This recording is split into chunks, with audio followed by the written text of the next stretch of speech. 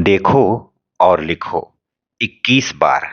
आज का स्वमान। मैं विघ्न विनाशक आत्मा हूँ। मैं विघ्न विनाशक आत्मा हूँ। मैं विघ्न विनाशक आत्मा हूँ।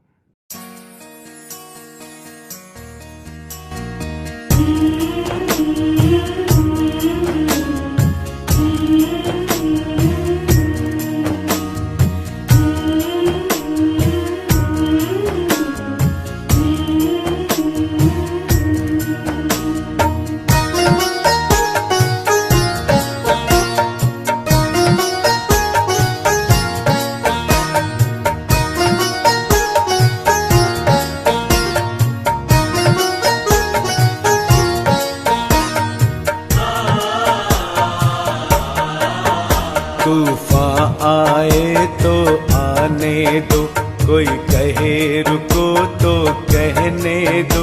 तूफान आए तो आने दो, कोई कहे रुको तो कहने दो। रुक जाना तेरा काम नहीं, झुक जाना तेरा काम नहीं। जब तक मंजिल ना मिल जाए, धरती पर स्वर्ग उतर आए। जब तक मंजिल ना मिल जाए, धरती पर स्वर्ग उतर आए। तुझको करना आराम नहीं, तुझको करना आराम नहीं। तूफान आए तो आने दो। ओम शांति।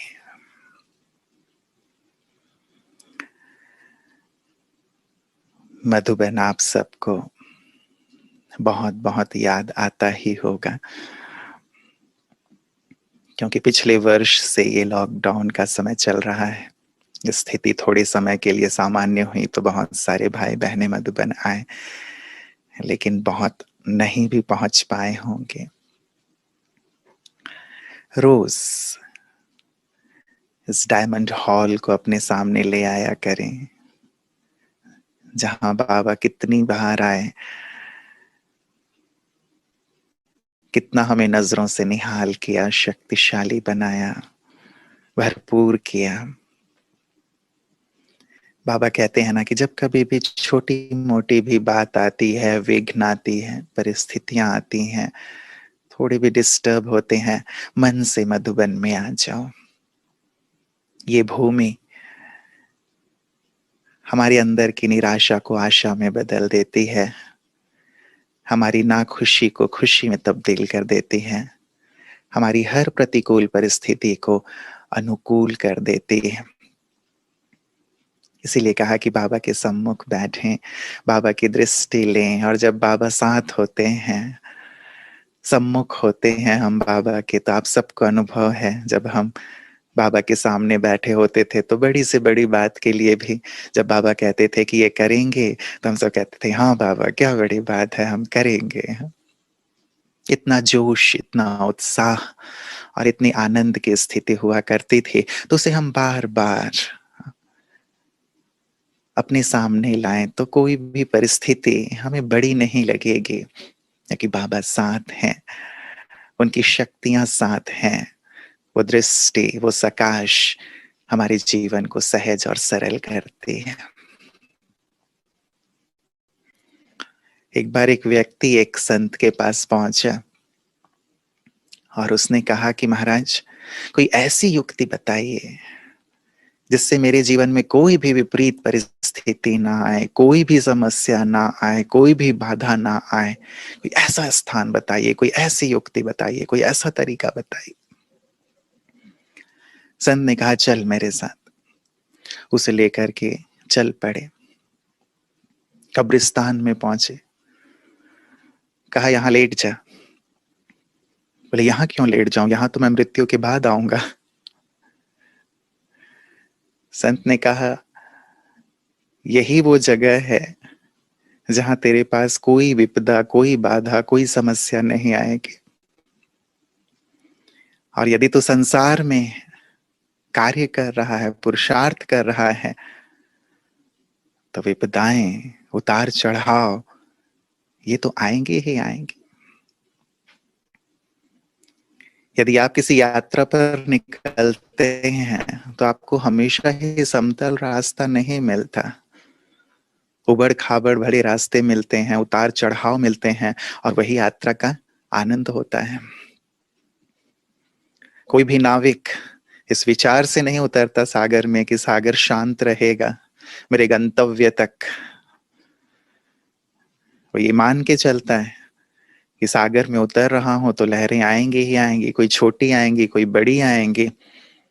अपने आप को तैयार करके उतरता है, ये मान के उतरता है कि ये बातें आएंगी, क्योंकि सागर की ये नियति, सड़क की भी ये नियति।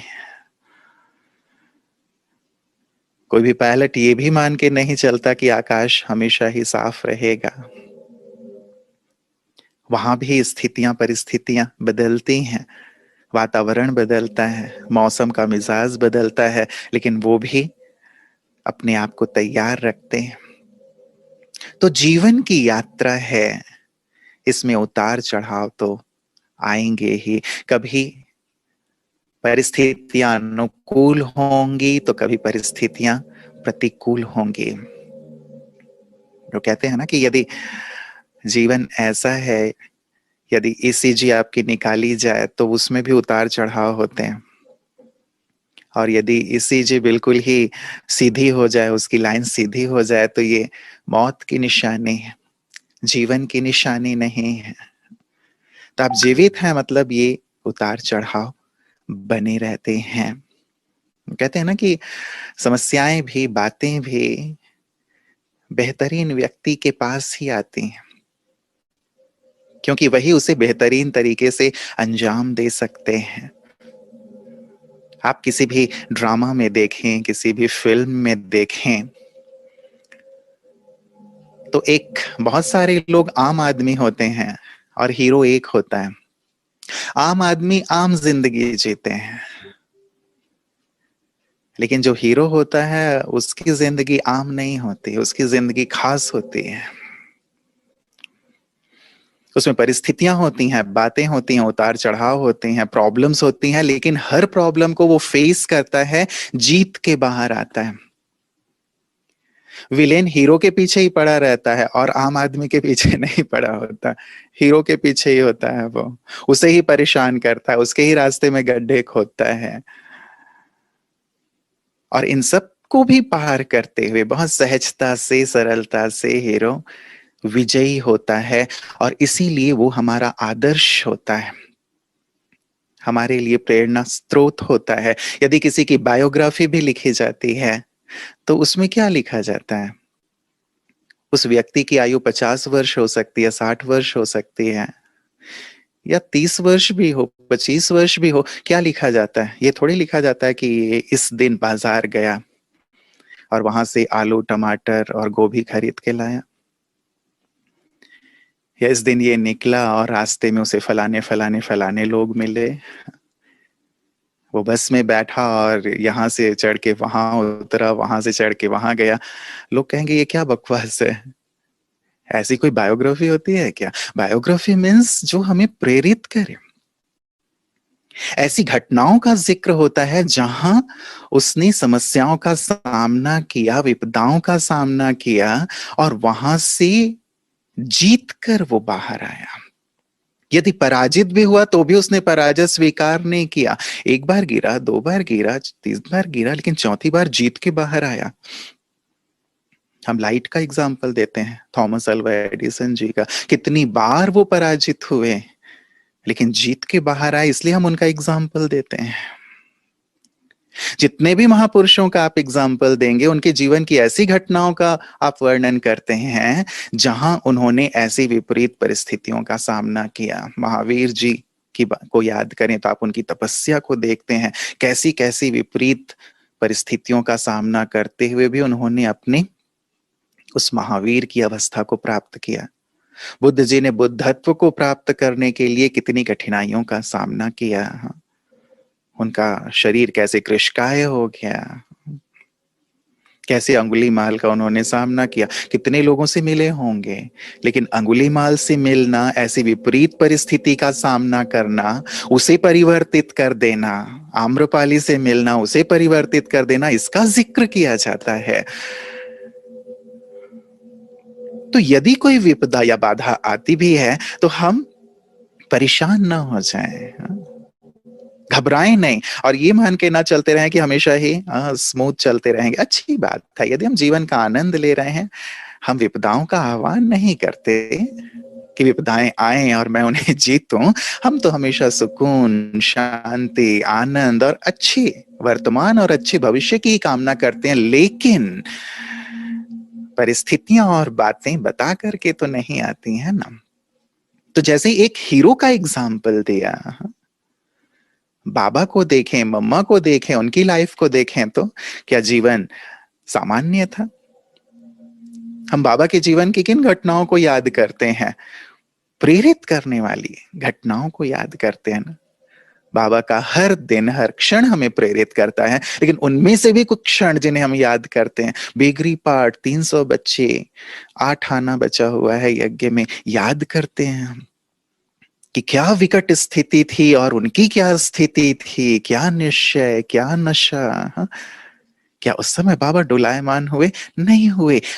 प्रेरित करता है हमें कि इतनी बड़ी परिस्थिति को बाबा ने सहज पार किया, हमें भी फॉलो फादर करना है। बाबा इतनी बड़े राजा महाराजाओं जैसा उनका जीवन, शान से रहते थे, मान, शान, सम्मान, सब चीजें थी, और जैसे ही बाबा ने प्रवेश किया, सारी स्थितियां विपरीत हो गई। लोग गालियां देने लगे, मुंह पे गाली देने लगे, पीठ पे गाली देने लगे, न्यूज़पेपर में बुरी बुरी बातें निकलने लगी। जिनका इतना सम्मान था, उनका उतना ही ज्यादा अपमान। लेकिन फिर भी कितने अचल, कितने निश्चिंत, यादगार है हम सबके लिए। प्रेरित करता है हमें भी, संसार को भी, कि जीवन में विपदाएं आए तो भी कैसे रहो। मान अपमान, जय पराजय में एक समान होना किसे कहते हैं? बाबा ने सिखाया ना हमें। विपरीत परिस्थितियों में कैसे रहना चाहिए, बाबा ने सिखाया। इसीलिए हम उन्हें याद करते हैं, इसीलिए संसार उन्हें याद कर रहा है। लोग मारने आ गए, भवन को आग लगा दिया, फिर भी बाबा की स्थिति, मम्मा को कोर्ट में जाना पड़ा, कितनी विपरीत स्थिति थी, फिर भी निर्भय, निश्चिंत, याद करते हैं। तो सामान्य बातें भले भूल जाएं, लेकिन ये जो विशेष बातें हैं वो हमेशा ही यादगार रहती हैं। और ये इसीलिए कहा जाता है कि तूफान को हमेशा तोहफा समझो, क्योंकि ये आपके लिए भी तोहफा है, औरों के लिए भी तोहफा है। आपको भी अनुभवी बनाने वाला है, औरों के लिए भी अनुभव छोड़ के जाने वाला है। तो जैसे हीरो विषम परिस्थितियों का कितनी सहजता से सामना करता है, हम सब ब्राह्मण भी तो हीरो एक्टर्स हैं ना। सारे कल्प के हीरो एक्टर हैं हम, हाईएस्ट, होलीएस्ट, रिचेस्ट हैं। भगवान उवाच है, पूरे कल्प तुमने हीरो पार्ट प्ले किया है। और यदि हमने हीरो पार्ट प्ले किया है तो हम तैयार रहें कि बातें आएंगी, हम उनका सहज रूप से सामना करने को रेडी रहें। बाबा ने तो ये भी कहा है, ब्राह्मण बनना अर्थात ओखली में सिर देना। बाप का बनना, ब्राह्मण बनना अर्थात ओखली में सिर देना। और ओखली में सिर दिया है तो क्या होगा? मूसल तो पड़ेंगे ही ना। मूसल से डरे नहीं, क्योंकि हमने ही अपना सिर ओखली में दिया है। तो विपरीत परिस्थितियों से घबराने की बात नहीं है। बाप का बनना, बाबा ने कहा, अर्थात विपदाओं का आह्वान करना, विघ्नों का आह्वान करना, डराने के लिए नहीं, लेकिन तैयार करने के लिए कि ये बातें तुम्हारे सामने आएंगी। और बाबा ने उसके रूप को बहुत सहज कर दिया। हैं क्या ये विपदाएं? हैं क्या? बाबा ने कहा ये विघ्न पेपर टाइगर है, रियल टाइगर नहीं है, पेपर टाइगर है जो तुम्हें डराने की कोशिश करता है। तुम डरो नहीं, टेस्ट पेपर है तुम्हारे लिए। तुम तो गॉडली स्टूडेंट हो। जब तक तुम्हारा टेस्ट नहीं होगा तब तक प्रमोशन कैसे होगी, अगली क्लास में ट्रांसफर कैसे होंगे? यदि आगे बढ़ना है, उन्नति करना है, ये मस्ट है संसार में भी। जब तक आपने टेस्ट नहीं दिया, जब तक आपने परीक्षा नहीं दी, तब तक आपका क्लास ट्रांसफर नहीं होगा। तो ये विपदाएं, विषम परिस्थितियां हमारे लिए टेस्ट पेपर हैं। हमने कितना ज्ञान योग को समझा है, कितना उसे हमने अप्लाई किया है, इस बात का परिचायक है। इसलिए कहते हैं ना, आप ज्ञान में कितने साल से चल रहे हो ये इंपॉर्टेंट नहीं है, ज्ञान आप में कितने साल से चल रहा है वो इंपॉर्टेंट है। आप 25 साल से, 30 साल से, 50 साल से ज्ञान में हैं, लेकिन कोई छोटी सी बात आती है और आपकी आंखों में आंसू आ जाते हैं, आप घबरा जाते हैं, आप कांपने लगते हैं कि अब क्या होगा, कैसे होगा। बाबा की याद भूल जाती है, ऊपर से लिंक कनेक्शन आपका टूट जाता है, तो इसी क्या कहेंगे। टेस्ट में बाबा कहते हैं 100% मार्क्स लो ना। और ये तो विपरीत परिस्थितियों से ही पता चलेगा, अनुकूल परिस्थिति में तो कोई भी चल सकता। कहते हैं धारा के साथ साथ कोई भी बह सकता है, चल सकता है। बड़ा वो है, महान वो है, नायक वो है जो धारा के प्रतिकूल चल के दिखाए, सफलता पूर्वक चल के दिखाए।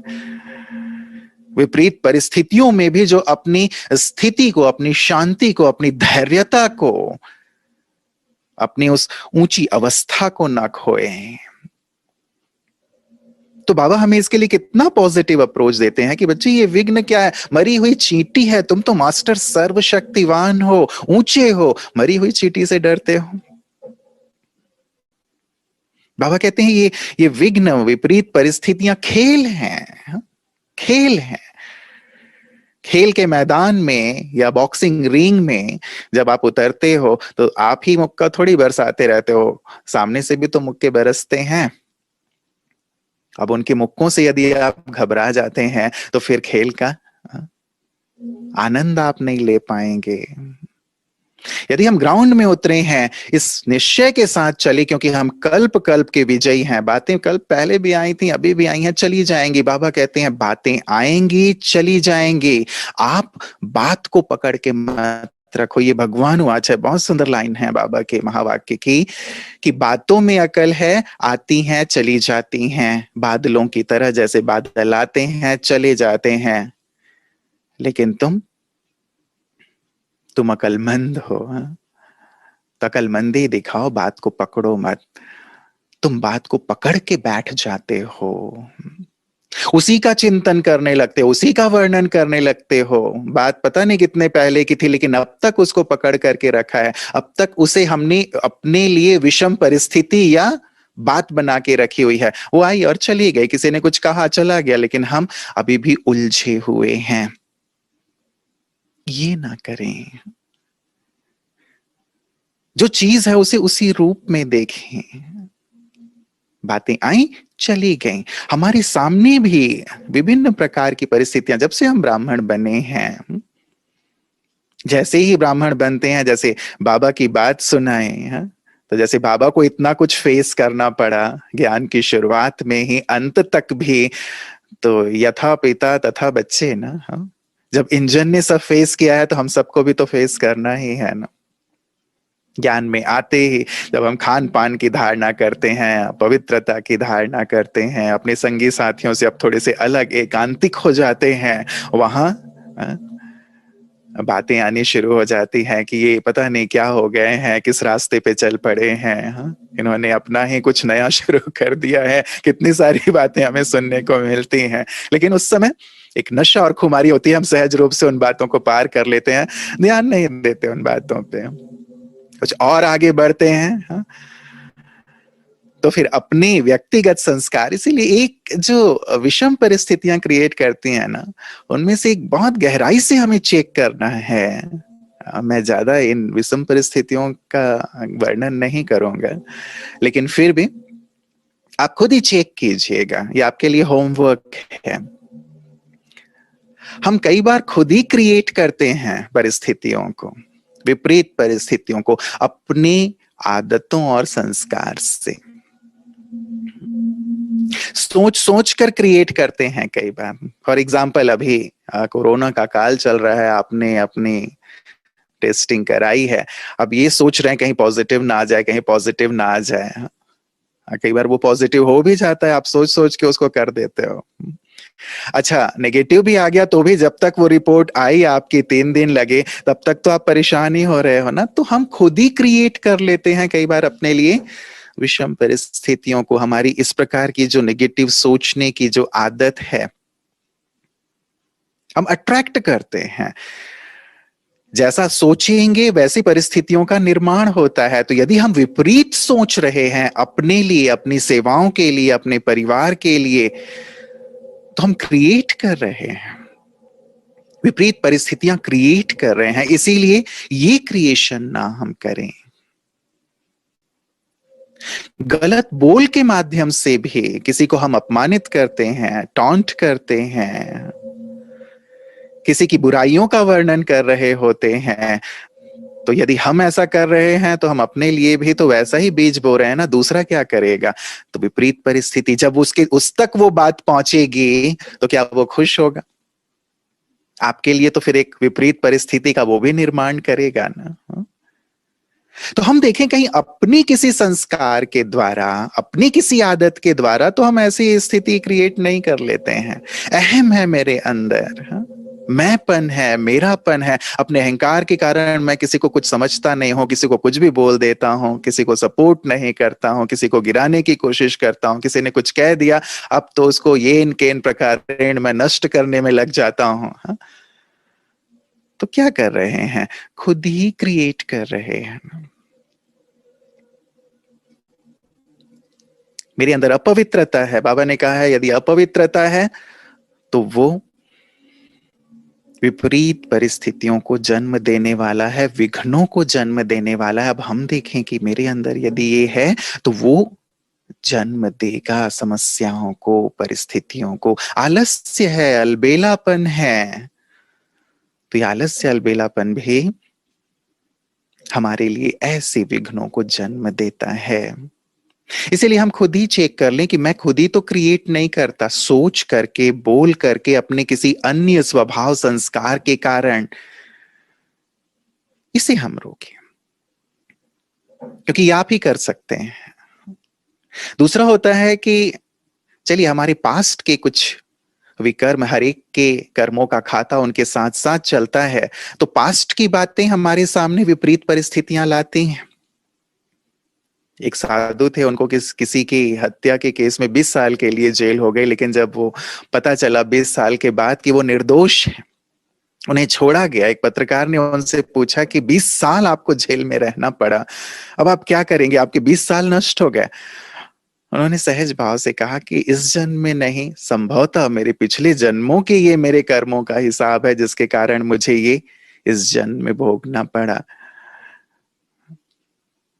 तो कुछ परिस्थितियां हमारे पिछले जन्मों के कारण आ जाती हैं। इसीलिए कोई व्यक्ति ऐसा होता है, आप देखेंगे हर एक के साथ 1, 2, 3 व्यक्ति ऐसे होते ही हैं जो परीक्षक के रूप में उनके साथ लगे हुए होते हैं।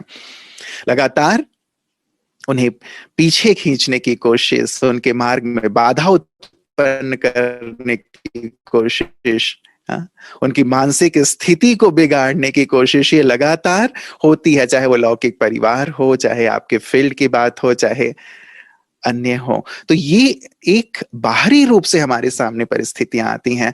हम माफ करें, माफी मांग लें, बहुत सुंदर तरीका है जिससे कि ये स्थिति हल्की होती है। तो व्यक्तिगत रूप से यदि हम देखें तो कभी बीमारी के रूप में ये सिचुएशन आ गई, मेरी मानसिक स्थिति कैसी रहती है, क्योंकि ये भी एक विपरीत स्थिति है।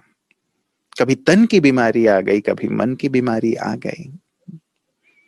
परिवार में कभी विषम स्थितियां पैदा हो जाती हैं, संसार में हैं, परिवार में हैं, वहां भी कितनी सारी आत्माओं के साथ हैं। बच्चे संभवतः हमारी बात नहीं मान रहे हैं, गलत रास्ते पर जा रहे हैं, पति या पत्नी का कहीं और ध्यान है, कहीं और लग गए हैं, स्वभाव संस्कारों का टकराव हो रहा है, एक दूसरे का मुंह नहीं देखना चाहते हैं। तो यदि परिवार में भी ये स्थिति बन गई है, खींचतान की स्थिति बन गई है, ये भी हमारे लिए विषम परिस्थिति है। वहां ही रहना है, उनके बीच ही रहना है, लेकिन फिर भी अपने आप को एक अच्छी स्थिति में रखना है। आप जहां जॉब करते हैं वहां पे भी, चाहे आपके बॉस हैं चाहे आपके साथी हैं, वहां पे भी ये स्थिति बन सकती है। कोई ना कोई ऐसा होगा ये जो लगातार आपकी परीक्षा लेने में लगा रहता है, आपके सामने एक विपरीत परिस्थिति पैदा करता रहता है। व्यवसाय आप कर रहे हैं, अभी तो व्यवसाय बहुत सारे बंद हैं, आप देख रहे होंगे कि आप कैसी स्थिति का सामना कर रहे हैं। भविष्य कुछ दिखाई नहीं दे रहा है, उसमें लॉस हो रहा है। तो भी सामाजिक परिस्थितियां यदि हम देखें तो भी कई प्रकार की आपदाएं, कोविड को ही ले लें, यदि समाज में है तो हमारे लिए भी एक विषम परिस्थिति ही बन गई है ना, क्योंकि हम समाज की इकाई हैं। आगे चल करके यदि देखें, ये तो वर्तमान की कुछ बातें हो गई, और भी कई परिस्थितियां हो सकती हैं। भविष्य में भी जो आने वाली परिस्थितियां हैं, अभी तो छोटी छोटी परिस्थितियां हमारे सामने आ रही हैं। बाबा ने ये कहा है कि हिमालय जैसे पहाड़, दुखों के पहाड़ गिरने हैं, तो हम समझ सकते हैं कि वो विषम परिस्थितियां कितनी विकराल होंगी।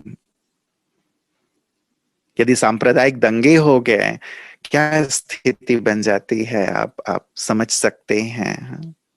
कितनी अनिश्चितता, कितना भय का माहौल हो जाता है। जो जहां है वहीं है, किसी को खाने को नहीं मिल रहा है, किसी को पीने को नहीं मिल रहा है। परिवार के सदस्य जो हमारे प्रियजन है, कोई कहीं है कोई कहीं है, कैसी मानसिक स्थिति होगी। प्रकृति की बात बाबा ने कही है कि प्रकृति में भी कहीं सूखा होगा, कहीं बाढ़, कहीं भूकंप, कहीं अकाल की स्थिति। ऐसी स्थिति प्रकृति के द्वारा पैदा हो जाएगी। चाहे विल इफेक्ट की बात हो, पांचों तत्व या पांचों प्रकृति के जो भी तत्वों के साथ साथ पांचों विकार हैं, वो कितने विकराल रूप में होंगे। तो वर्तमान की भी विषम परिस्थितियां और भविष्य की भी विषम परिस्थितियां, ये हम सबके सम्मुख आने हैं। कुछ हमने फेस किए, अनुभव लेके हम आगे बढ़े। कुछ को हम फेस कर रहे हैं और कुछ आने वाले हैं जिनके लिए हमें तैयार होना है। इसीलिए कहा कि इन सबको, एक एक पर तो बहुत ही विस्तार से चर्चा नहीं हो सकती, लेकिन आप खुद ही अपने आप को देखिएगा कि ये स्थितियां हैं। यदि मेरे सामने विकट स्थिति आती है, मेरी मानसिक स्थिति वर्तमान समय में कैसी रहेगी। क्या मैं बहुत पॉजिटिव रहूंगा, स्थिर रहूंगा, संपूर्ण जीत प्राप्त करने की स्थिति होगी, या फिर मैं हलचल की स्थिति में आ जाऊंगा। अपने आप को मार्क्स दें, क्योंकि एक अच्छा स्टूडेंट जो होता है, फाइनल एग्जाम से पहले कई छोटे छोटे टेस्ट देता है।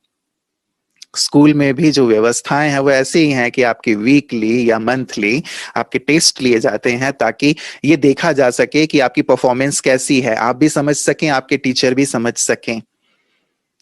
तो ये जो विषम परिस्थितियों की हम बात कर रहे हैं, चाहे वो व्यक्तिगत है, चाहे पारिवारिक है, चाहे व्यावसायिक है, चाहे सामाजिक है, चाहे राष्ट्रीय स्तर की है, चाहे वो अंतरराष्ट्रीय स्तर की है, चाहे सांप्रदायिक और धार्मिक है, चाहे वो भविष्य में आने वाली विपदाएं जिनकी बातें बाबा ने कही हैं, उन सब में अपने आप को हम जरूर वर्तमान समय खड़ा करके देखें कि हमारी क्या स्थिति रहती है। क्योंकि यही स्थिति, इसी के आधार पर हमारे मार्क्स बनेंगे। हम स्वर्ग की ओर चल रहे हैं ना, देवत्व का आह्वान, स्वर्ग का आह्वान, और स्वर्ग में सारे कल्प में जो ऊंच पद की प्राप्ति है, इसी बेस पर होती है कि आप कैसे रिस्पॉन्ड करते हैं। रिएक्ट तो हर एक व्यक्ति करता है, लेकिन आप इन विपरीत परिस्थितियों में आपका रिस्पॉन्स क्या होता है, आपकी प्रतिक्रिया क्या होती है, आपके मन की स्थिति क्या होती है, आपकी वाणी कैसी रहती है, आपका व्यवहार कैसा रहता है, आप कितने अचल अडोल रहते हैं, आप कितने एक बल एक भरोसे रहते हैं। इस बात पर निर्भर करता है कि आप भविष्य में किस प्रकार का रोल प्ले करने वाले हैं। क्योंकि वैसे भी स्क्रीन टेस्ट होता है ना, स्क्रीन टेस्ट के लिए कितने सारे कैंडिडेट्स आते हैं। यदि हमें प्लेइंग 11 भी चुनना होता है अपने देश के लिए, या छोटे से शहर या छोटे से मोहल्ले के लिए भी, तो भी कितने सारे प्लेयर्स होते हैं, और इतने सारे प्लेयर्स में से प्लेइंग 11 चुना जाता है। हीरो के पार्ट के लिए इतने सारे कैंडिडेट्स में से एक को चुना जाता है, जरूर कुछ देखा जाता है ना, कि इसकी क्षमता कितनी है, योग्यता कितनी है, किस प्रकार से ये परफॉर्म करता है, हर स्थिति परिस्थिति में कैसी इसकी स्थिति रहती है, वो सब देख करके ही ये चीजें चूज की जाती हैं ना। तो यहाँ छोटी लेवल की बात है और ये फिर वर्ल्ड लेवल की बात है, पूरे कल्प की बात है। कैसे करें, क्या करें? मैंने वही कहा कि एक बार अपने आप को देख के अपने आप को मार्क्स दीजिएगा, फिर जो हम आगे की चर्चा कर रहे हैं उनके आधार भी अपने पुरुषार्थ को फास्ट कीजिएगा, तीव्र कीजिएगा। एक बात बहुत अंडरलाइन करके रखें कि जब हमारी अच्छी स्थिति हो ना, अच्छी स्थिति मतलब मेरा तन स्वस्थ है, परिवार का माहौल अच्छा है, व्यवसाय सब ठीक ठाक चल रहा है, मन की स्थिति अच्छी है, जब सब कुछ ठीक ठीक चल रहा है तो हमें अपना बेस्ट कर लेना चाहिए, अच्छे से अच्छा पुरुषार्थ कर लेना चाहिए, वो कर लेना चाहिए जो हम करना चाहते हैं। इस अच्छे समय को हमें आलस्य में, अलबेलेपन में या इधर उधर की चीजों में गंवा नहीं देना चाहिए। वो इसलिए क्योंकि जब विपरीत परिस्थिति आती है, हम कहते तो हैं कि हाँ उसे हल्के रूप में लो, लेकिन प्रैक्टिकली जब व्यक्ति विपरीत परिस्थितियों में जाता है तो पहले से उसने जो स्थिति बनाई होती है वो काम आता है। उस विपरीत परिस्थिति में यदि स्थिति अच्छी नहीं है तो वो डगमगा जाता है, पराजित हो जाता है, उतने मार्क्स नहीं ले पाता जितने मार्क्स उसको लेने चाहिए। अभी दिल्ली की ही बात है, हमारी एक बहन कोविड पॉजिटिव है, उनसे कुछ दिनों पहले बात हो रही थी, तब वो भी इस बात को एक्सेप्ट कर रहे थे कि वो 2 बजे से उठ के अच्छी तपस्या करते थे, सारे दिन भी अच्छे योग का अभ्यास करते थे, पुरुषार्थ करते थे। उन्होंने कहा कि अभी कोविड पॉजिटिव होने के बाद जो मुझे दवाइयां दी जा रही हैं वो इतनी हैवी हैं कि नींद आती रहती है, मैं बिल्कुल डल फील करती हूँ, कमजोरी सी आ गई है। तो अब ये महसूस हो रहा है कि जो करना चाहते हो, अच्छा योग करना चाहती हूं लेकिन वो योग नहीं हो रहा है, अच्छा पुरुषार्थ करना चाहती हूं, बाबा को याद करना चाहती हूं, लेकिन वो याद की स्थिति नहीं है। इसलिए कहा कि जब सब कुछ सामान्य हो, अच्छा हो, हम सोचते हैं कि नहीं देख लेंगे ना, आगे देख लेंगे ना, जैसे अभी चल रहा है वैसा ही चलता रहेगा। ये बहुत बड़ी अज्ञानता है, बहुत बहुत बड़ी अज्ञानता है, भूल है।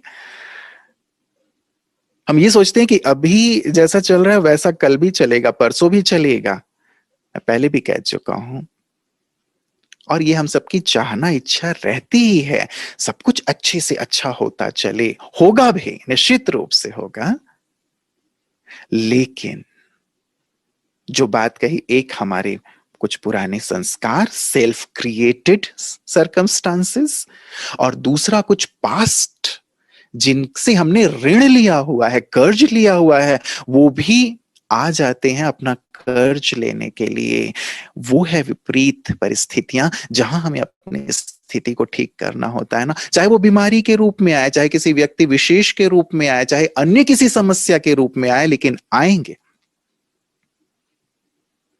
क्योंकि वही हमें सबल बनाने वाले हैं, वही हमारे सब चीजों को, अकाउंट्स को क्लियर करने वाले हैं। तो इसलिए अच्छे दिनों में ना अच्छा पुरुषार्थ अंडरलाइन करके इसे रख लें, उसे नष्ट ना करें ना, अन्यथा ये अच्छे समय याद आएंगे, बुरे समय में ये अच्छे समय याद आएंगे, काश ये कर लिया होता। कई बार हम अच्छी अच्छी सेवाओं के संकल्प हमारे मन में होते हैं, अच्छे पुरुषार्थ का संकल्प होता है, लेकिन हम नहीं करते। एक भाई, उन्होंने सोचा था कि मैं अपनी सारी, अकेले ही थे, कुमार थे, उन्होंने सोचा था कि मैं सारी जो भी मेरे पास है मैं सब यज्ञ में स्वाहा कर दूंगा। सब चीजें तैयार थी, बस वो रजिस्ट्री आदि के पेपर में उनके साइन की जरूरत थी, बस साइन करना था और सब चीजें रेडी थी। लेकिन अचानक उन्होंने शरीर छोड़ दिया। अब जब शरीर छोड़ दिया ऊपर, तो उनके मन में बहुत एक भावना, ऊपर बाबा के पास जाने के बाद जब संदेशी गई ऊपर तो देखा, तो मन में बस ये भावना, उन्होंने कहा बाबा मैंने सब कुछ तैयार करके रख दिया था, बस साइन ही तो करना था, आप बस थोड़े समय के लिए मुझे नीचे भेज दो, मैं साइन कर दूं बस। ताकि वो सब कुछ यज्ञ में सफल हो जाए, स्वाहा हो जाए। बाबा ने कहा नहीं बच्चे, ये लॉ नहीं, ये लॉ नहीं है कि अब ऊपर आने के बाद मैं वापस भेजूं कि जा तू कुछ अपना सफल करने का जो तेरा संकल्प था सफल करके आ। नहीं, बचपन से ये सिखाया गया है, अभी नहीं तो कभी नहीं, अभी नहीं तो कभी नहीं, अभी नहीं तो कभी नहीं। और हम पोस्टपोन करते रहते हैं। अच्छी बुरी चीजों को करें। दुनिया में भी कहते हैं यदि कोई बुरा विचार आए ना, उसे कल के लिए छोड़ दो कि नहीं कल करेंगे इसे। और कोई अच्छा विचार आए, अच्छे कर्म करने के, पुण्य कर्म करने के, श्रेष्ठ कर्म करने के, उसे कल पर मत टालो कि नहीं कल कर लूंगा। बाबा ने कहा 8 घंटे योग करना है, ठीक है बस आज ये काम पूरा करता हूं, कल मैं बैठूंगा 8 घंटे योग करने के लिए। आज ये पूरा कर लेता हूं। वो आज का ये काम पूरा होता ही नहीं, कल दूसरा काम आ जाता है, परसों तीसरा काम आ जाता है। और ये संकल्प आ रहा है सचमुच सब कुछ तो जाने वाला है, मैं ये यज्ञ में सफल कर लूं। लेकिन ठीक है आज ये पूरा करता हूं, कल ये कर लूंगा सफल करने वाला कार्य। नहीं आता, केवल पश्चाताप रह जाता है। इसीलिए अच्छे दिनों में अच्छा पुरुषार्थ। अच्छा, विपरीत परिस्थिति आई भी, बात आई भी, तो वो परिस्थिति मुझ पे हावी ना हो, हावी ना हो, मेरी मनस्थिति को वो प्रभावित ना करे। परिस्थिति कितनी भी विकराल, लेकिन मनस्थिति यदि अच्छी है परिस्थिति जल्दी समाप्त हो जाएगी। जिसे बाबा कहते हैं मनस्थिति अच्छी है परिस्थितियां ठीक हो जाएंगी।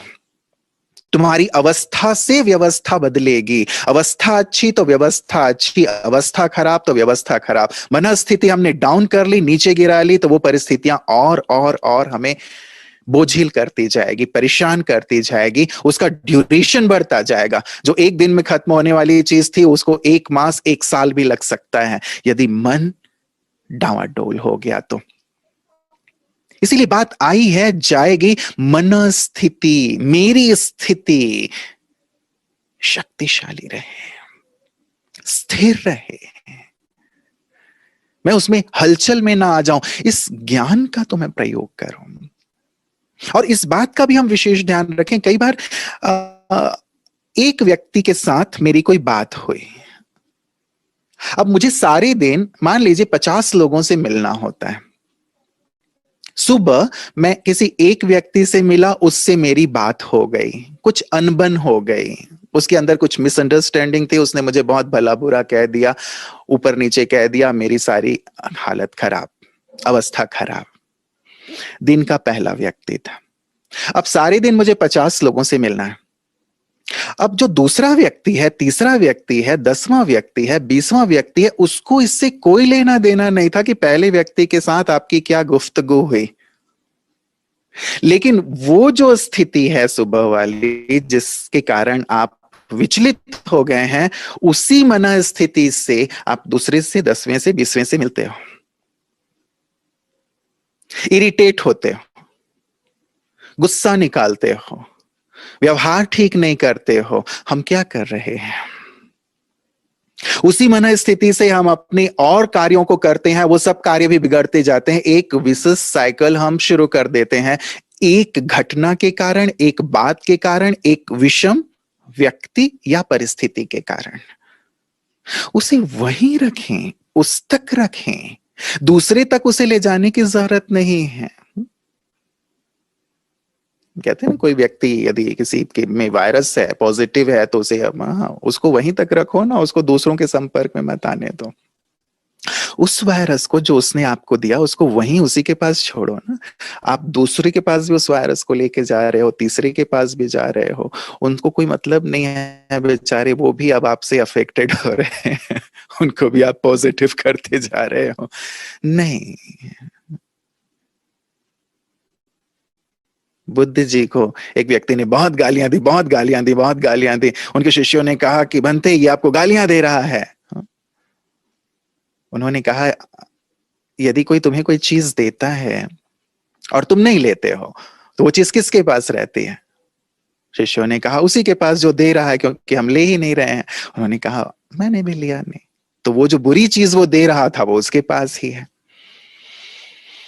तो यदि कोई बुरी चीज दे रहा है आपकी स्थिति को डाउन करने के लिए, आप ले नहीं, ज्ञान का प्रयोग करें। हमारा ज्ञान केवल सुनने सुनाने के लिए नहीं है, लेकिन इसका हम प्रयोग करें।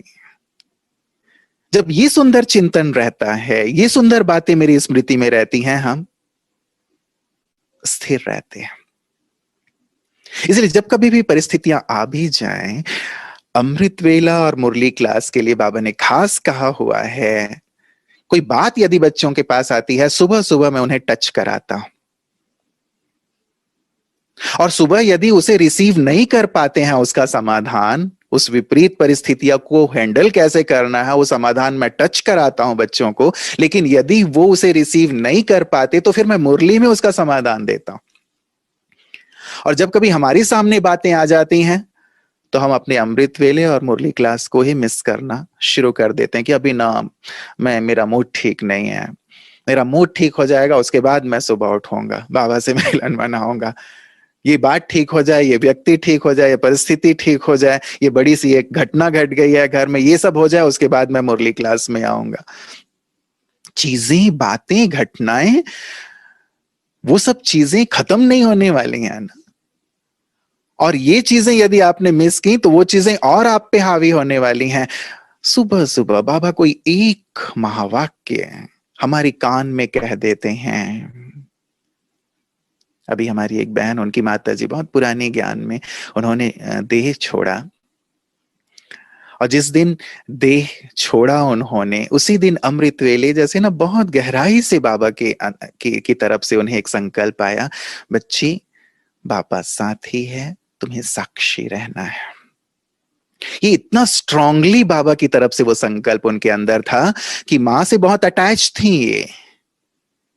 लेकिन फिर भी उस दिन ना खुद आंखों में आंसू आए, ना किसी की आंखों में आंसू आने दिया। बहुत ही प्यार से, सम्मान से, योग युक्त होकर के उन्हें विदाई दी। 3 दिन 4 दिन के बाद, अभी कुछ समय के बाद, फिर कल या परसों ही उन्होंने मुझे फोन किया था कि उस दिन तो इतनी गहराई से बाबा ने सुबह मुझे ये संकल्प दे दिया, इतना स्ट्रांग वो थॉट था, वो स्थिति इतनी पावरफुल थी कि मैं बहुत अचल अडोल थी। लेकिन अब कुछ दिनों के बाद फिर वो स्थिति मन में, वो माँ की वो स्मृतियां आ रही हैं, तो थोड़ा सा ऐसा लग रहा है, मन विचलित हो रहा है। मैंने कहा सेम उसी दृश्य को याद करो जो बाबा ने उस दिन आपको अनुभव कराया था, आप फिर से उसी स्थिति में स्थित हो जाएंगे। तो अमृत वेले मुरली क्लास में, हम सब जानते हैं मुरली में बाबा हमारे सभी प्रश्नों के उत्तर देते हैं, हमारे लिए आधार है।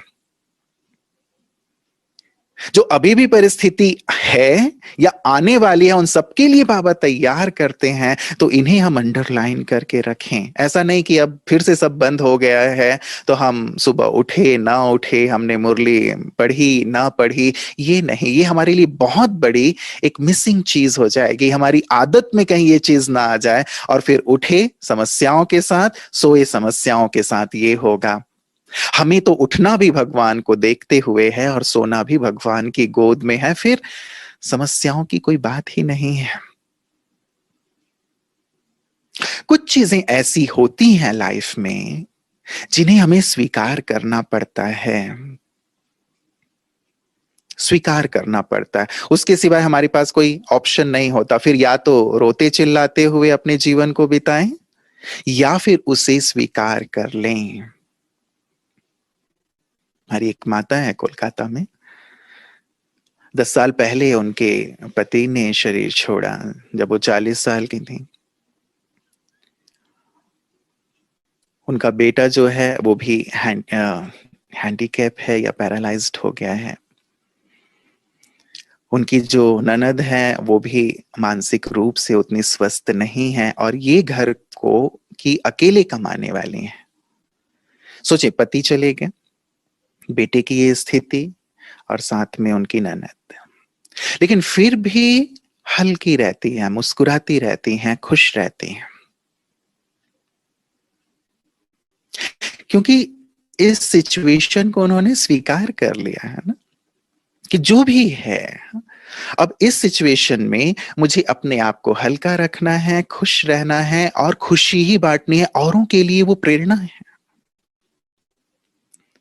इस स्थिति को या तो स्वीकार कर ले या फिर अपने भाग्य को कूटते रहें, रोते रहें, चिल्लाते रहें कि हाँ ये मैंने क्या किया था, मेरे साथ ईश्वर ने ऐसा क्यों किया, मैं तो भगवान की बच्ची हूं, फिर मेरे साथ ऐसा क्यों हुआ। हाँ? तो या तो हम चिल्लाएं, रोएं, हाँ?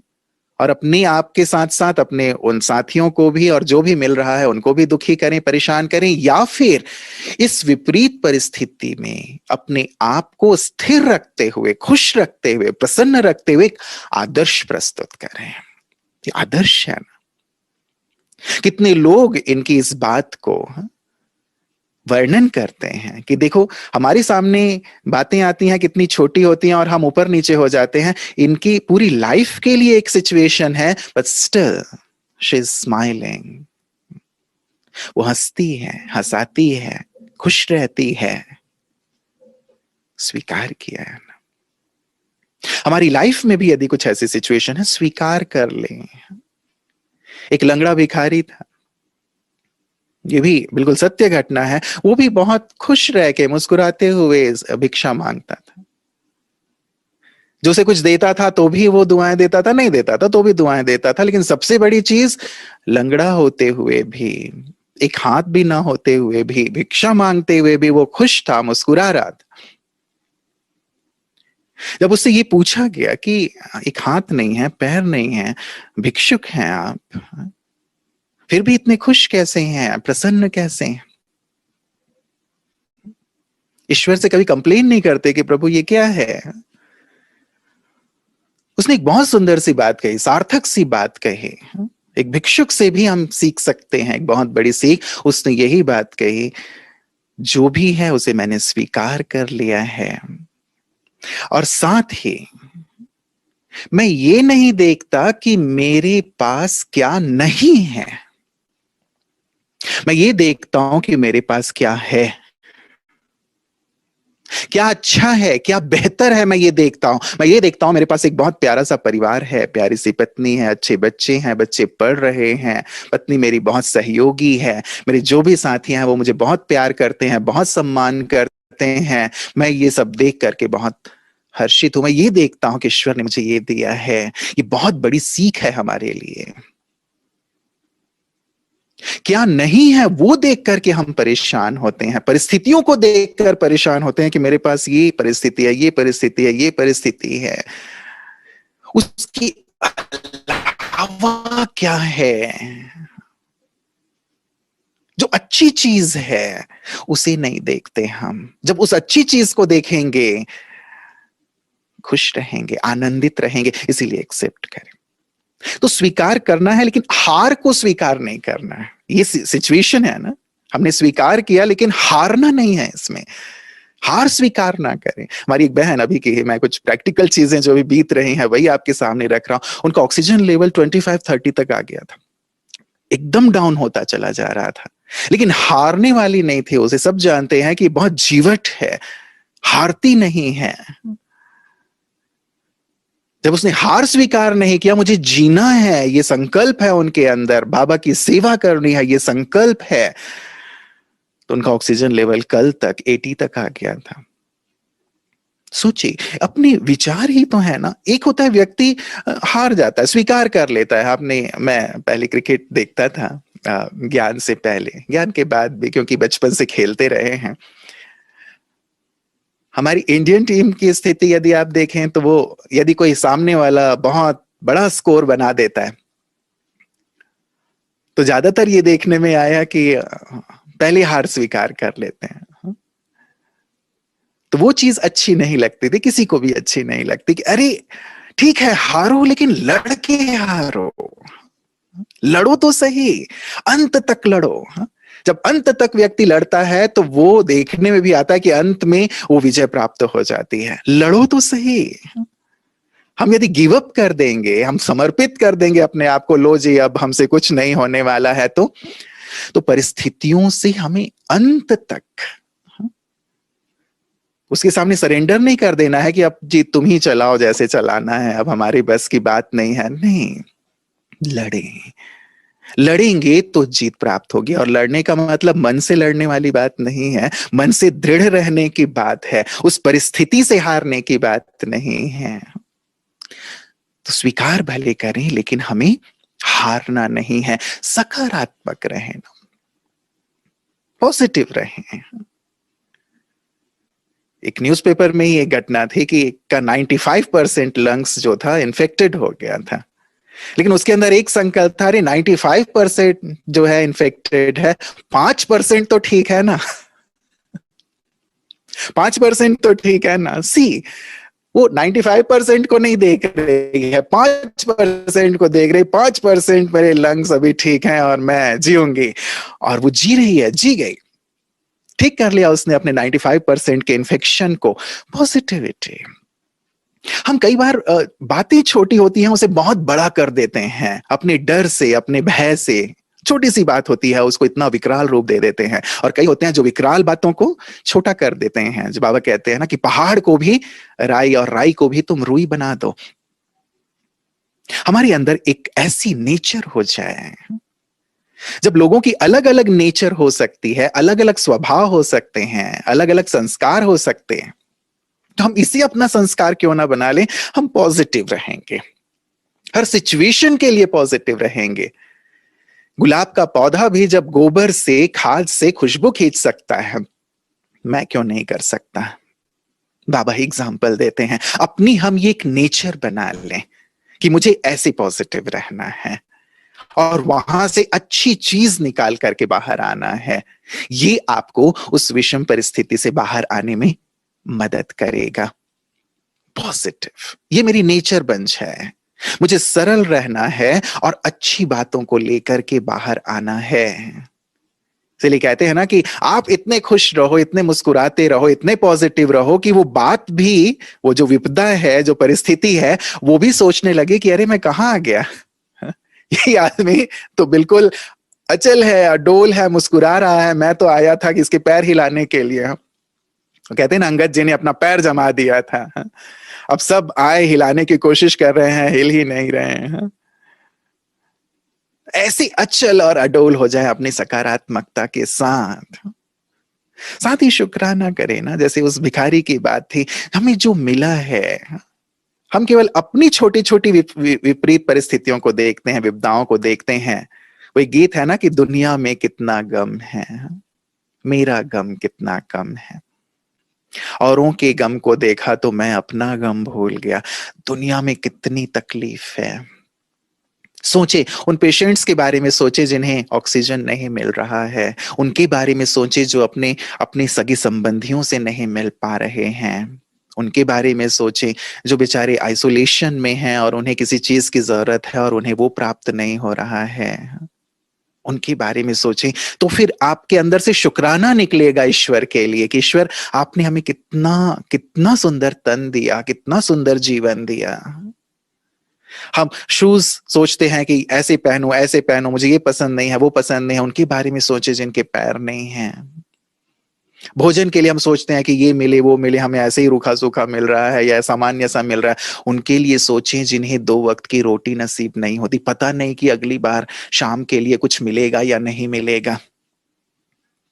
करोड़ों ऐसे लोग होंगे जिनके सिर पे छत नहीं है, जो आकाश के नीचे सोते हैं। हमें भगवान ने छत दिया है, हमें भगवान ने रोटी दी है, हमें भगवान ने सुंदर शरीर दिया है, बुद्धि दी है, सुंदर परिवार दिया है, अच्छे संबंधी दिए हैं, इतनी व्यवस्था दी है जिसके आधार पे हम जीवन का सुख ले सकते हैं। उन्हें तो देखें जो आज इन सभी चीजों से वंचित हैं। दिल से शुक्राना निकलेगा और जितना हम शुक्रिया अदा करते हैं उतनी ज्यादा हम अपनी इन छोटी छोटी स्थितियों परिस्थितियों से सहज ऊपर उठ जाते हैं। हमें अपनी चीजें, कहते हैं ना कि व्यक्ति एक बार, सभी व्यक्ति सोचते हैं ना कि मेरी परिस्थिति बड़ी है। एक बार ऐसे बहुत सारे लोगों को इकट्ठा किया गया और कहा गया कि सब अपनी अपनी सिचुएशन और समस्याओं को एक एक स्लिप में लिखो और टेबल पे रख दो। सबको मिक्स कर दिया गया और कहा गया एक एक सिचुएशन, एक एक परिस्थिति, विपदा उठा लो जो सबके पास है। सबने एक एक उठाया, पढ़ा। उसके बाद पूछा गया कि जो आपको मिली हुई है विपदा, क्या आप उसके साथ ओके हैं? क्या आप इसके साथ आगे बढ़ना चाहेंगे, या आपके पास जो विपदा थी वही ठीक है? उन्होंने कहा नहीं नहीं, हमारे पास जो थी ना वही ठीक थी, इसके पास तो मेरे से ज्यादा बड़ी है। और किसी ने और कहा नहीं नहीं, ये तो और भी ज्यादा बड़ी है, ये तो और भी ज्यादा बड़ी है। औरों के गम को देखें, औरों की तकलीफ को देखें। हम कौन हैं? सारी संसार की विपदाओं को दूर करने वाले, सबका कल्याण करने वाले, सबको मुक्ति देने वाले, जीवन मुक्ति देने वाले, विश्व को हमें कहां से कहां लेके चलना है, नर्क से स्वर्ग बनाना है, इतने बड़े कार्य करने वाले, संसार की इतनी बड़ी विपदाओं को हरने वाले। और कहां आज खड़े होके देखो, आप जिस विपदा को आप विपदा समझते हो, इन सारी बड़ी विपदाओं की तुलना में वो क्या है? कुछ भी नहीं है। इसीलिए शुक्राना करें और सकाश दें, उन आत्माओं को सकाश दें जो विपदाओं में है, जो परिस्थितियों में हैं, जो दुखी हैं, अशांत हैं, परेशान हो रहे हैं। बाबा ने कहा है जब तुम दूसरों को दिल से दुआएं देते हो, दूसरों को सकाश देते हो, तो वो कई गुना हो करके वो सकाश की दुआएं, उस सकाश का बल तुम्हें प्राप्त होता है, और तुम्हारे पास जो विपदा है वो समाप्त हो जाती है। तो कितना अच्छा सिद्धांत है ना। हम दूसरों को सकाश दें, दूसरों को सहयोग दें, दूसरों को मदद करें, दूसरों को दुआएं दें, अपनी विपदा से ऊपर उठ करके, तो आपकी जो छोटी सी विपदा है वो विपदा भी नष्ट हो जाएगी औरों की दुआओं से। ये करें, ये बाबा ने हमें सिखाया हुआ है। तो ये जो बातें छोटी छोटी हैं उनसे आप सहज मुक्त हो जाएंगे। और यदि हैं भी, आ भी गई, बाबा ने कितने सारे हमें स्वमान दिए हैं, और ये कहा है कि जो स्वमान की सीट पर सेट रहेगा, स्वमान की सीट पर, स्वमान के सिंहासन पर सेट होगा, विपदाएं उस सीट के, उस सिंहासन के नीचे दबकर नष्ट हो जाएंगी, समाप्त हो जाएंगी। स्वमान में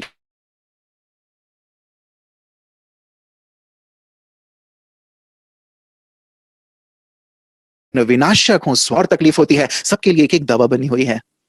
बाबा ने भी हमें इतने सुंदर सुंदर स्वमान और ज्ञान के पॉइंट दिए हैं। विघ्न है, मैं विघ्न विनाशक हूं। अपवित्रता सता रही है, मैं पवित्रता की देवी हूं, पवित्रता का देवता हूं, अवतार हूं। मन अशांत है, मैं शांति की देवी या देवता हूं। किसी भी प्रकार का जीवन में अन्य प्रकार की बाधाएं आ रही हैं, बीमारी है, मैं प्रकृति जीत हूं। आप निकालें, सुंदर स्वमानों की लिस्ट बन सकती है। जब स्वमान के सीट पर सेट रहेंगे, आप इतने ऊपर होंगे, जिसके लिए बाबा कहते हैं कि जब ऊपर से कोई चीज देखी जाती है तो वो चीज बहुत छोटी लगती है, और जब नीचे से देखेंगे तो वो छोटी सी चीज भी बड़ी लगती है। स्वमान ऐसी ही ऊंचाई हमें देता है। तुम कौन हो?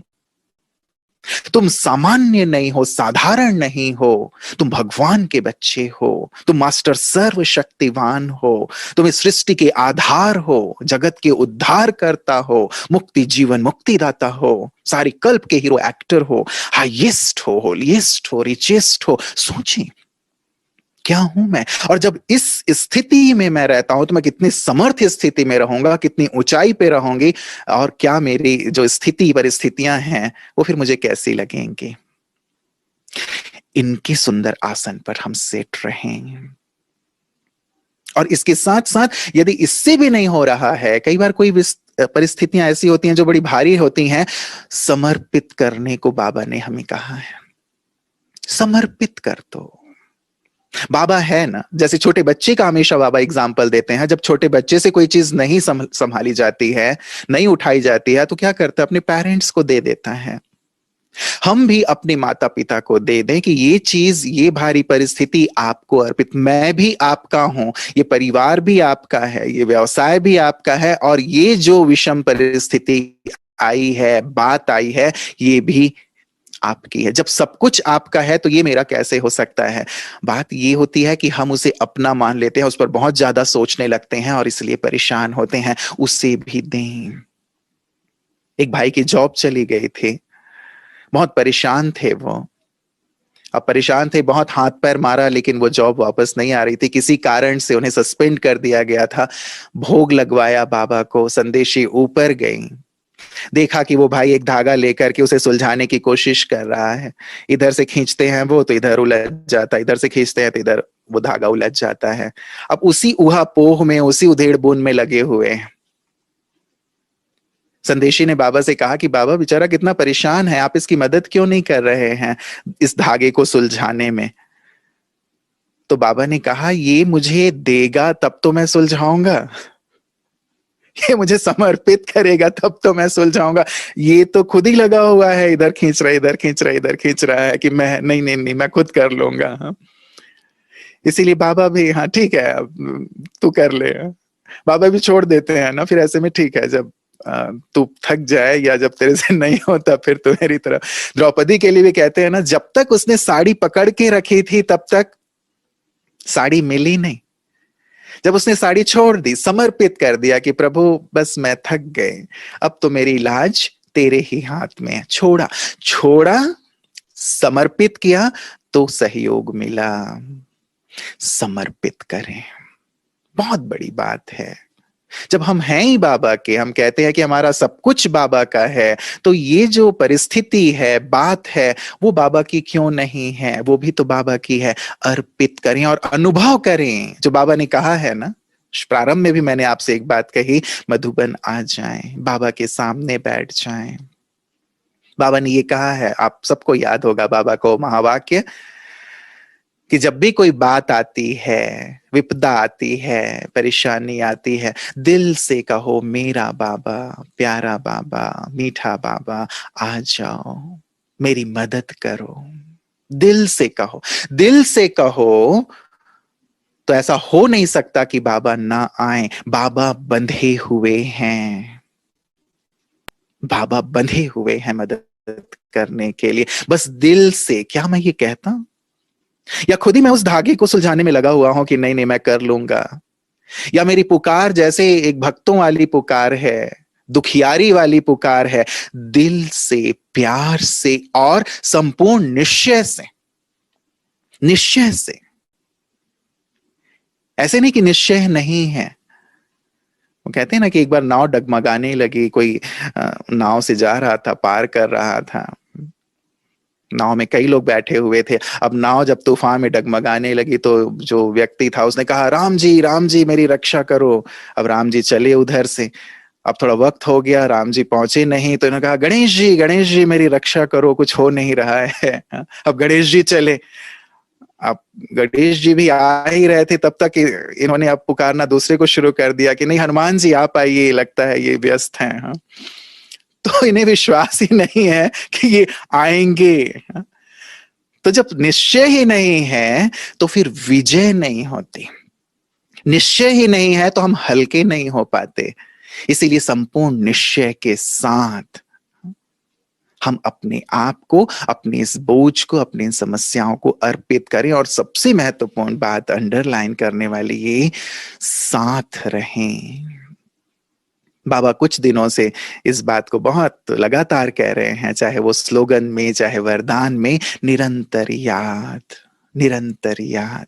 यदि हम निरंतर साथ हैं, भगवान के साथ हैं, सर्वशक्तिवान के साथ हैं, जगत नियंता के साथ हैं, त्रिलोकी नाथ के साथ हैं, तो जिसके साथ भगवान है उसकी जीत निश्चित है।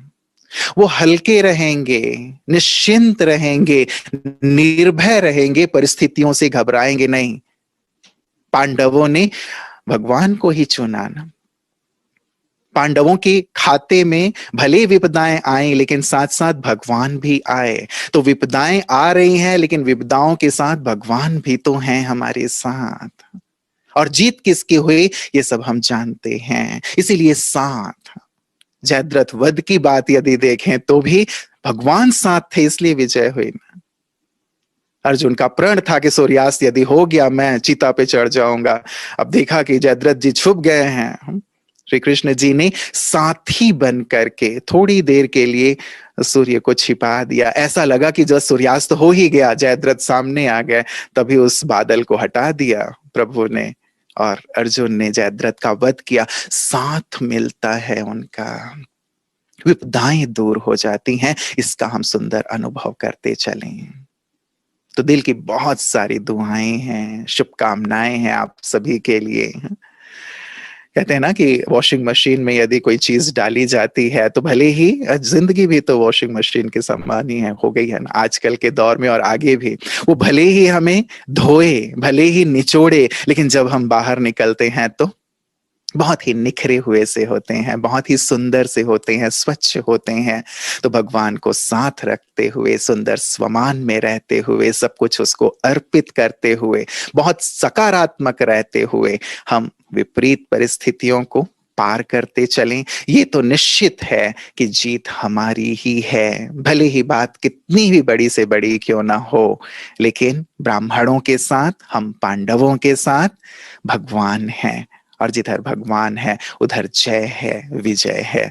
तो ये शुभकामनाएं हैं कि कोई भी आपके पास विपदा ना आए, लेकिन आ भी जाए तो इन सुंदर बातों के साथ अपने आप को हल्के रखेंगे, निश्चिंत रखेंगे। अंततः एक ही बात, जैसे बाबा क्रिएटर हैं वैसे हम भी क्रिएटर हैं। इसलिए जैसे एक बात कही थी कि हम कई बार भय से ये क्रिएट करते हैं कि कहीं ऐसी घटना, ऐसी विपदा मेरे जीवन में ना आ जाए। हम क्रिएट करें अपने आज को, अपने कल को, अपने पूरे जीवन को, ये देखते हुए कि मेरा आज, मेरा कल, मेरा पूरा जीवन भगवान की छत्र छाया में श्रीमत पर चलते हुए बहुत सुख से, शांति से, आनंद से ईश्वर का पैगाम देते हुए, उसको प्रत्यक्ष करते हुए, सबका कल्याण करते हुए बीत रहा है। सब विपदाओं से परे मैं ऊपर हूं, बाबा के साथ हूं। अपने जीवन को ऐसे एक देखें, क्रिएट करें। आप मास्टर क्रिएटर हो, जैसे बाबा क्रिएटर हैं, हम भी क्रिएटर हैं। बाबा का वो सुंदर सा महावाक्य जो बहुत गहन है, कभी फिर इस पर चर्चा जरूर करेंगे। बाबा ने कहा है, अभी तुम ये कहते हो कि जो ड्रामा में होगा वही होगा, लेकिन आगे चल के तुम्हारी एक ऐसी भी स्थिति आएगी कि तुम ये कहोगे कि जो हम सोचेंगे वही ड्रामा में होगा। बहुत गहन महावाक्य है बाबा के, और बहुत ऊंची स्थिति है हमारी। तो क्यों ना हम मास्टर क्रिएटर बन करके अच्छा अच्छा सोचें, तो सब कुछ अच्छा अच्छा होता जाएगा, मेरे लिए भी, परिवार के लिए भी, और समूचे संसार के लिए भी। तो फिर से दिल से बहुत सारी आप सबको दुआएं और शुभकामनाएं। ओम शांति।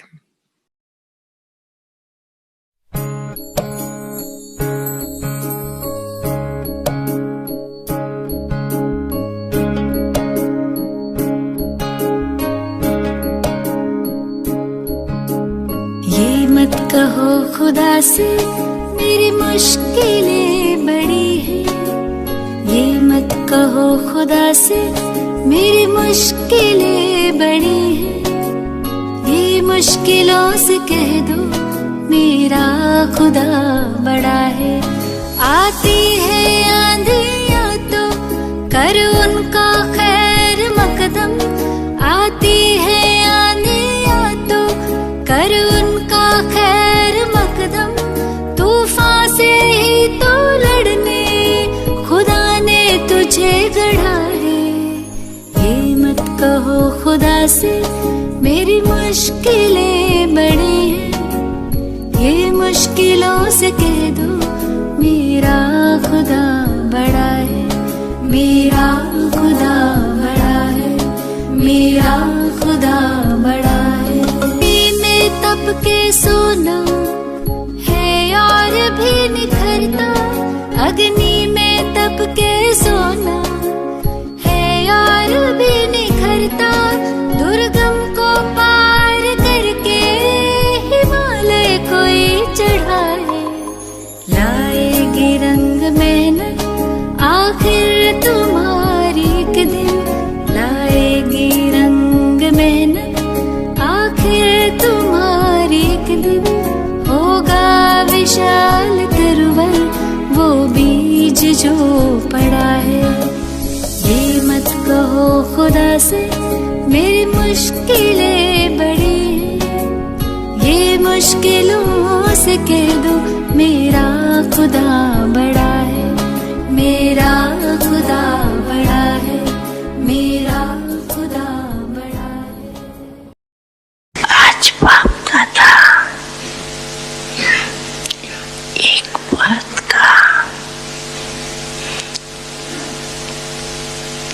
सिमटी दिलाना है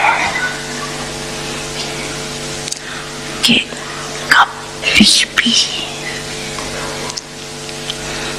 कोई भी शारीरिक बीमारियों,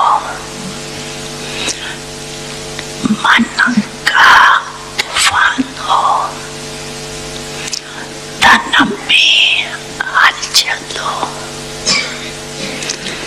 प्रवृत्ति में हलचल हो,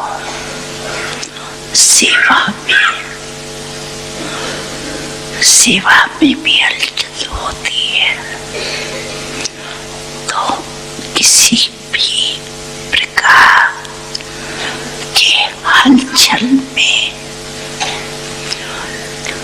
दिल शिकस्त कभी नहीं होता।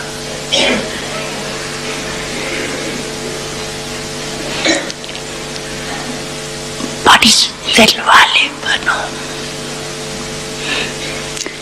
बाप की दिल कितनी है, छोटी है ये। जब बाप बड़ी दिल वाले हैं तो बच्चे छोटी दिल कर देते हैं ना। बीमार होंगे तो रोना शुरू कर देंगे। दर्द हो गया, दर्द हो गया, तो दिल शिकस्त होना दवाई है, दवाई है। बीमारी चली जाएगी कि बढ़ेगी।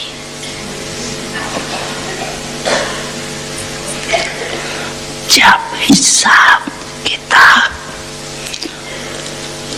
आ गया, दर्द आ गया, तो हिसाब किताब आ गया ना, तो दिल शिकस्त से बीमारी को बढ़ा देते हो। इसलिए हिम्मत वाले बनो। तो बाप भी मददगार बनेंगे। ऐसे नहीं रो रहे हैं, हाय क्या करूं, क्या करूं, और फिर सोचो पापा तो मदद ही है। मदद उसको मिलती है जो हिम्मत, पहले बच्चे की हिम्मत, फिर बाप की मदद। तो हिम्मत तो हार ली और सोचने लगते हो कि बाप की मदद तो मिली नहीं, बाबा भी टाइम पर तो करते ही नहीं।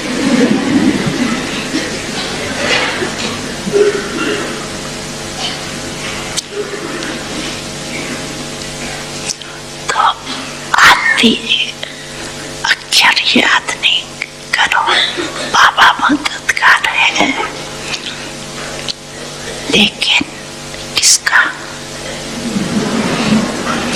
तो आधा भूल जाते हो और आधा याद करते हो कि बाबा भी पता नहीं महारथियों को ही करता है, हमको तो करते ही नहीं, हमको तो देखते ही नहीं। पहले आप महारथी पीछे,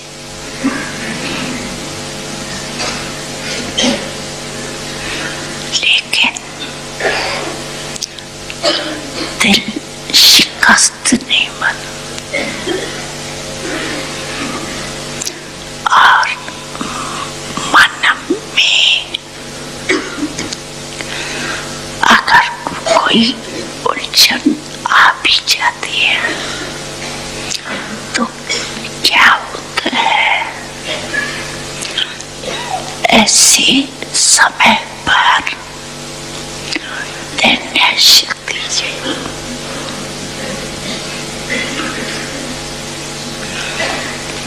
और निर्णय शक्ति तब आ सकती है जब आपका मन पाप के तरफ होगा। अगर अपने उलझन में होंगे तो हाँ ना इसी उलझन में रह जाएंगे। इसलिए मन से भी दिल शिकस्त नहीं बनो और धन भी नीचे ऊपर होता है। जब करोड़पतियों का ही नीचे ऊपर होता है तो आप लोग क्या हो वो तो हो नहीं। लेकिन आप लोगों को निश्चय पक्का है कि जो बाप के साथी है, सच्ची है, तो कैसी भी हालत में बाप दादा दाल रोटी जरूर खिलाएगा।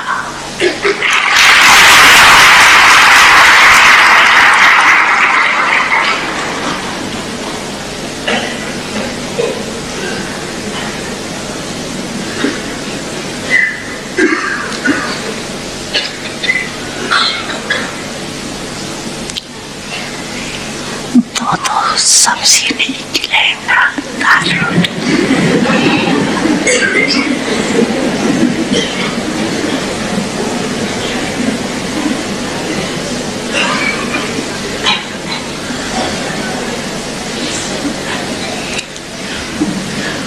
लेकिन ऐसे नहीं करना कि काम से थक कर के बैठ जाओ और को पापा दाल रोटी खिलाएंगे।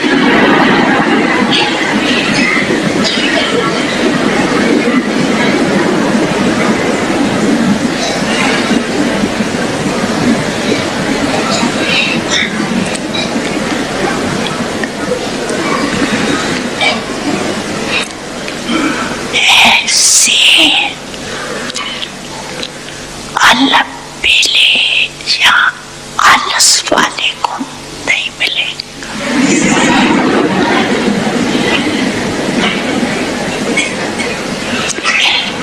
बाकी सच्ची दिल पर साहब राजी।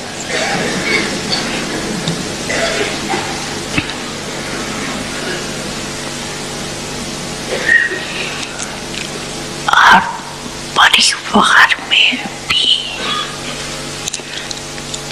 खिटखिट तो होनी है।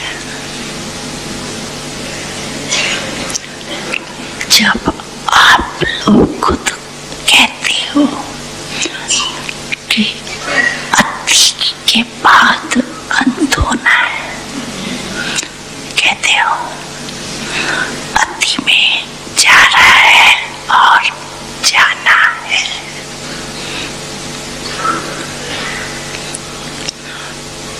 तो परिवार में खिटखिट नहीं हो, ये नहीं होनी है।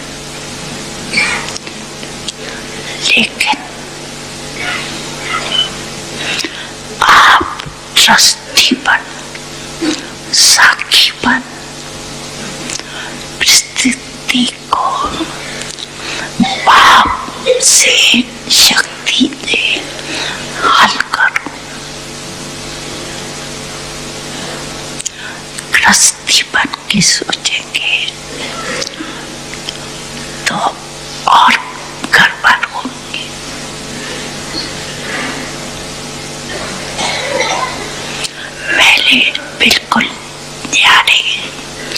ट्रस्टी बन जाओ, मेरा नहीं, ये मेरापन, मेरा नाम खराब होगा, मेरी गिलानी होगी, मेरा बच्चा और मुझे, मेरी सास मेरे को ऐसे करती, ये मेरा बनाता है ना, तो सब बातें मेरा जहाँ भी आया वहाँ उसी का फेरा हो जाता है, बदल जाती। अगर बुद्धि कहाँ भी बदलती है ना उलझन में, तो समझ लो ये मेरापन। उसको चेक करो और जितना सुलझाने की कोशिश करेंगे उतना उलझे। इसलिए सभी बातों में क्या नहीं बनना है, दिल शिकस्त नहीं बनना है, क्या नहीं बनेंगे। हाँ, ये बात है, क्या नहीं बनेंगे।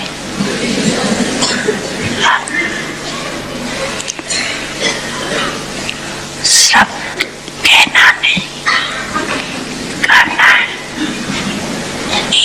समर्थ बन।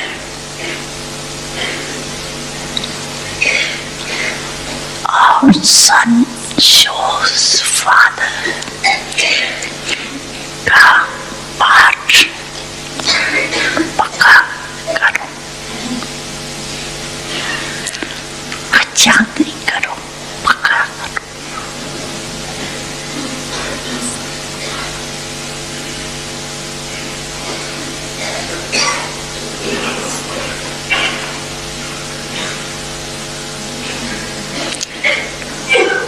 है ना, सभी हिम्मत वाले हो, हिम्मत है हिम्मत।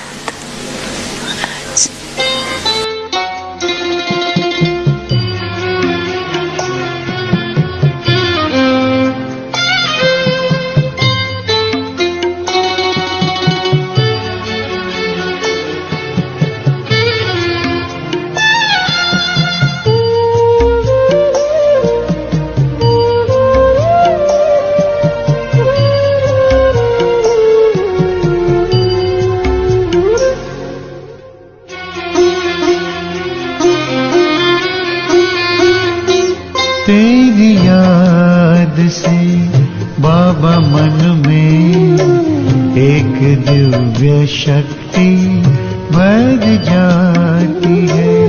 तेरी याद से बाबा मन में एक दिव्य शक्ति भर जाती है। नैन से नूर छलकता, नैन से नूर छलकता, मेरी सांसों को महकाती है।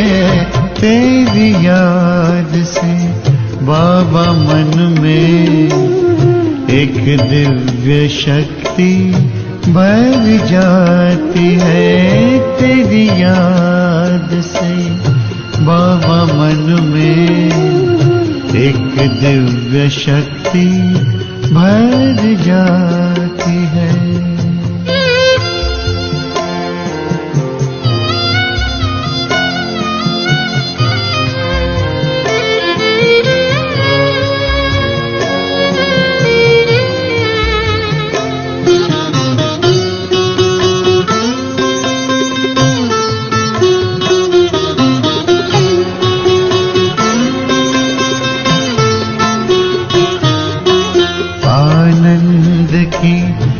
लहरें दिल में सागर सा लहराए, मिलन का मीठा अनुभव गहरा होता जाए, खुशियों की खुराक भर के, ओ खुशियों की खुराक भर के हर गम को मिटाती है। तेरी याद से बाबा मन में एक दिव्य शक्ति भर जाती है।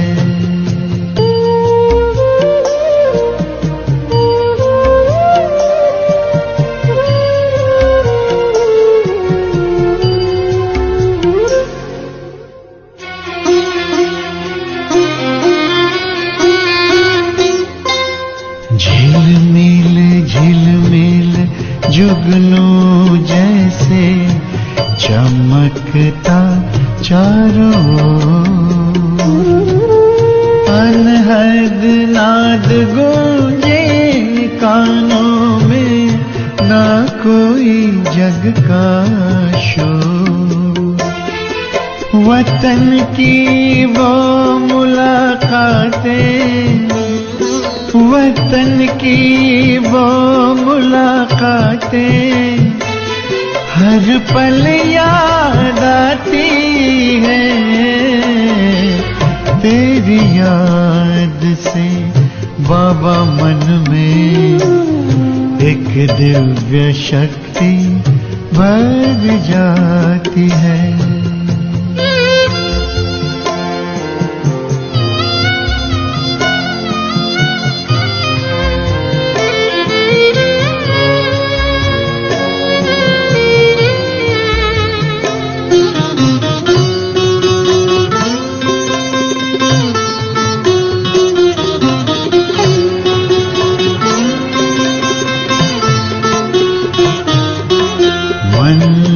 चमन में खिलते लाखों चिंतन के स्नेह सुमन, सिहर जाता अंतर मेरा दुआओं से भर के दामन। जिंदगी के आंचल को, जिंदगी के आंचल को गुणों से ऐसा सजाती है। तेरी याद से बाबा मन में एक दिव्य शक्ति भर जाती है। तेरी याद से बाबा मन में एक दिव्य शक्ति भर जाती है। नैन से नूर छलकता हो, नैन से नूर छलकता मेरी सांसों को महकाती है।